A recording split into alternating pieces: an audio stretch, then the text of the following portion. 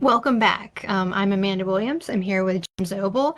And last week we did a video about Operation Olympic, and then we invited people to submit questions on social media about the topic. And we actually got some pretty good questions. So thank you very much for those questions.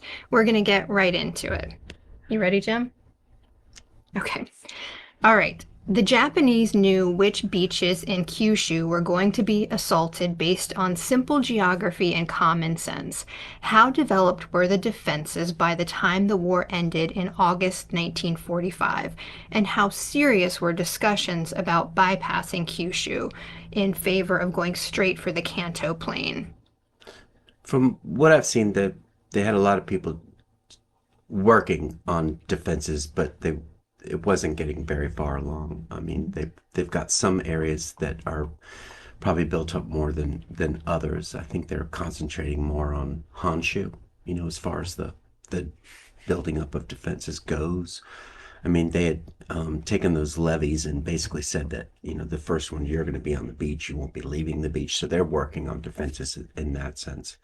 But how effective it's going to be against the Americans, I guess it's really not known. As far as like the discussions towards the end of bypassing Kyushu, yeah, I think the Navy was thinking about that most definitely. And then of course Marshall sends that message the day after Hiroshima, and says, should we do this? Mhm. We're looking at the casualty rates. They're probably going and asking about it. So the discussions were at that point on the 7th carrying forward, but then the war's over in a couple of days, so it didn't really need to go beyond that. But they are talking about it. Oh yeah, I mean, yeah, it's a contingency, but yeah, I because they're guess, seeing all right. the through Ultra, all the troops that are all the Japanese that are being pumped into Okay. Kyushu at that point, and there's a lot more that have gone south Hmm. than they knew at the beginning. And so I think when they ask him MacArthur's still holding to that figure Hmm. of May of 1945 rather than he because he says I don't believe they've put that many troops in there. Hmm. But he's wrong at that point. Yeah, Yeah. yeah, because Okay. they know. I mean, even though Ultra's saying it, he's saying, and they're mostly conscript, Hmm. armies. I mean, you like we said in the broadcast, you brought in 4 divisions from Manchuria, but Hmm. the rest of them are these conscript troops. I think I read a statistic one time saying that out of those conscripts, it was something like less than 20% of them had actually drilled properly with Or a we're even rifle or were armed. even, Yeah, yeah. yeah, we're even And armed. so it's a very, even though it's a maybe a larger number, maybe MacArthur's thinking they're not, I'm not counting them the same as maybe a As the regular right, division, yeah. but okay. So there are discussions, but those discussions are not, there's enough of a concern to validate the bypass talks, Yeah. but the strategic reality on the ground is such that it never takes off. I mean, they stick Yeah, with the original. because the stuff. Okay, second question.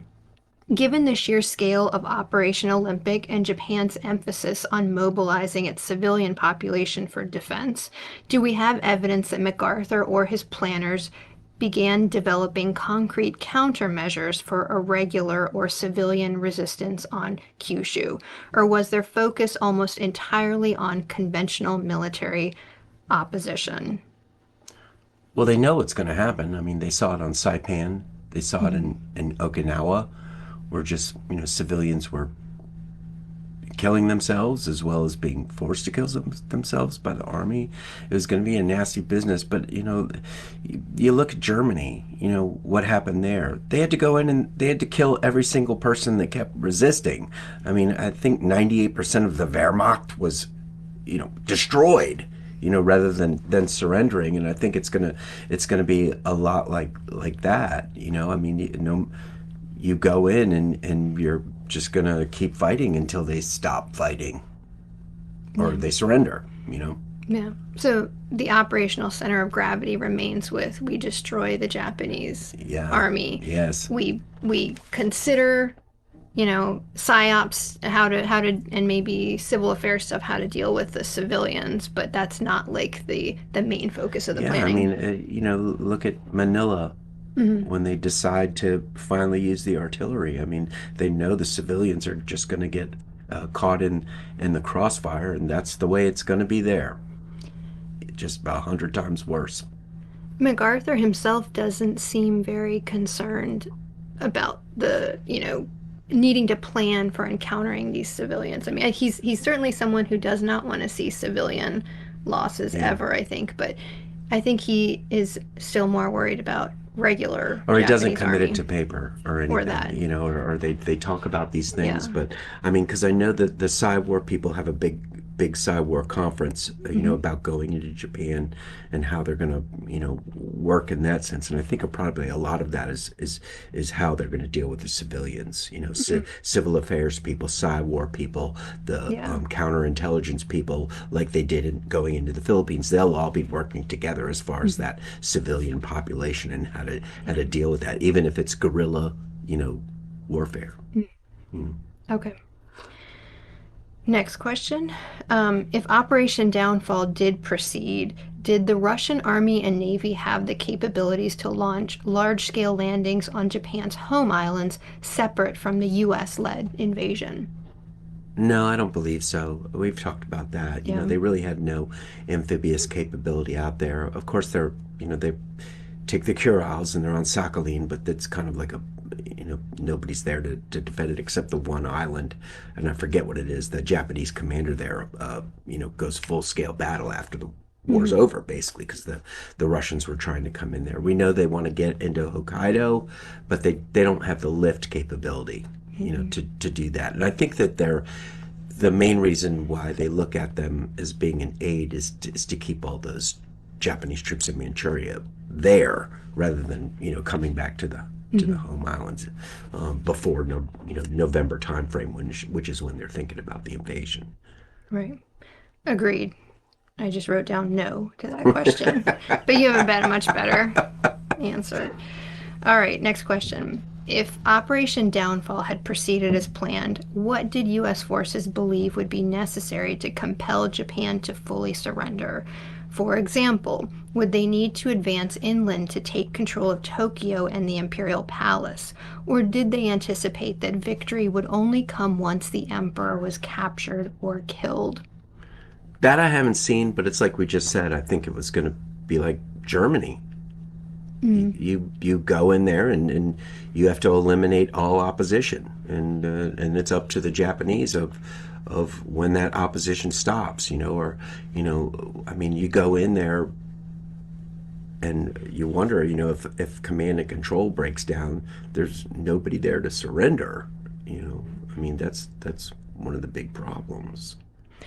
I thought I've seen planning, though, suggesting that Tokyo is an important target. I think they do want the Imperial Palace. I think they do want to force the Emperor to make some sort of public declaration that the war is over, but that's all still very secondary to crushing Hmm.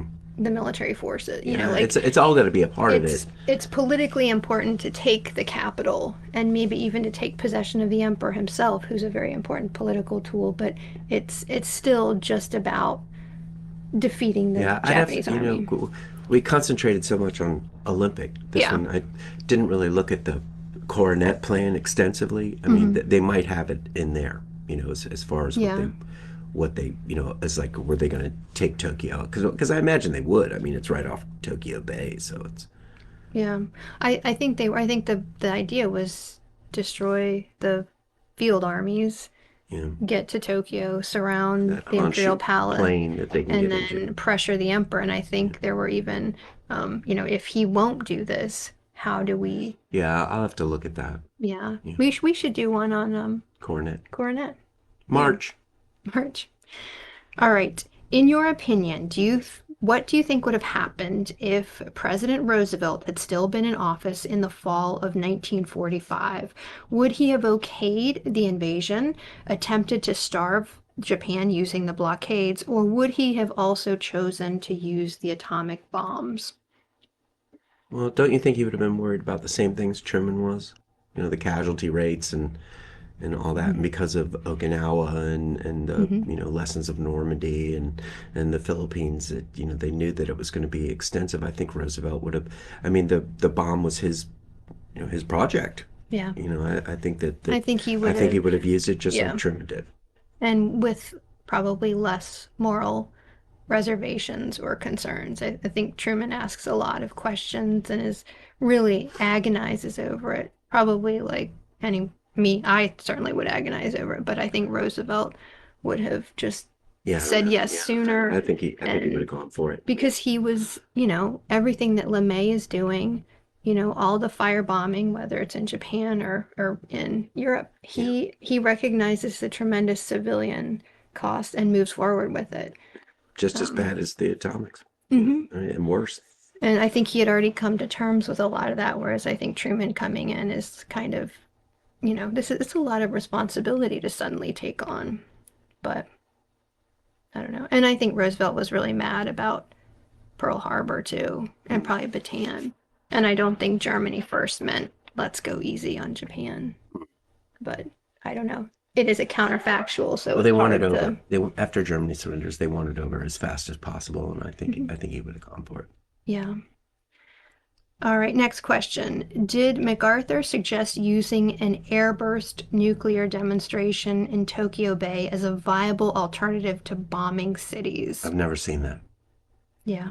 I've never seen that. I mean, I had a question mark. He said, ask Jim, did this even happen? yeah, I mean, we know that Farrell comes out there, and we know that Spats comes out there, but unless there's some sort of secret trove of messages, of MacArthur to the White House, which I don't know about, Mm-mm. um, I don't think he doesn't say anything about it, Yeah. to anybody until after it's, dropped out. I mean, maybe he says that later on, but I definitely not.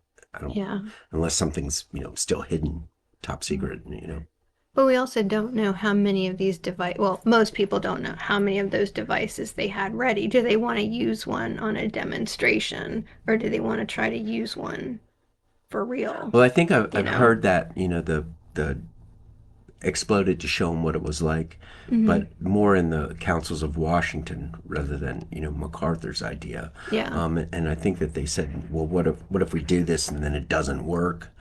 You know, Okay. you Yeah. know. Okay. And I mean, what was the other thing is, what were OSS's plans?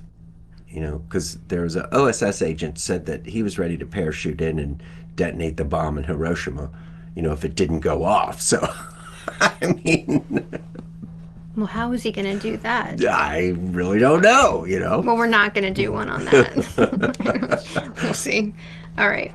Last question. Why was MacArthur not informed about the bomb until after the bombing of Hiroshima? Why were other military leaders like Nimitz and Eisenhower Well, informed he was. before him? I mean, it's like But we said why were the other generals informed before him? before him. I don't know. I don't know. I mean, I think Nimitz finds out about the same time Farrell, gets him as well, with his upper staff. Um, but as far as people in Washington and other people, I don't know. But I mean, he definitely knows about it beforehand Hmm. because Farrell comes out there late July, and then Spats is there August 1st, and they both tell him, we've got this, and we're going to use Hmm. this thing. And then Carl Compton comes, I think, the day after, the guy from MIT, and explains the whole Manhattan Project to MacArthur. Yeah. But I don't, what was the difference between what he said there, I mean Compton, as far Hmm. as Farrell, did Farrell just say we have a bomb and doesn't explain the Manhattan Project, Right. or is that left up to Compton? So Yeah. I'm not really sure. Well, and I think I read too, though, that at least in terms of maybe the Nimitz case, theater commanders didn't just know about this unless operationally they needed to do something to facilitate or to move this work along. And I would imagine if they're getting ready to use it in Japan, Nimitz is going to be read in earlier because you're looking at Well, Indiana, does he know? you're Yeah, looking does at, he know that the Indianapolis is carrying the bomb to yeah, Tinian? and You know. I would think, if they're reading in theater commanders, if it's something that kind of comes into their operational zone, Yeah. he's probably knowing about it naturally. Yeah, What do you think I don't about, know. some people will say, though, that MacArthur being out of the loop on that, so it seems, is because of operational security.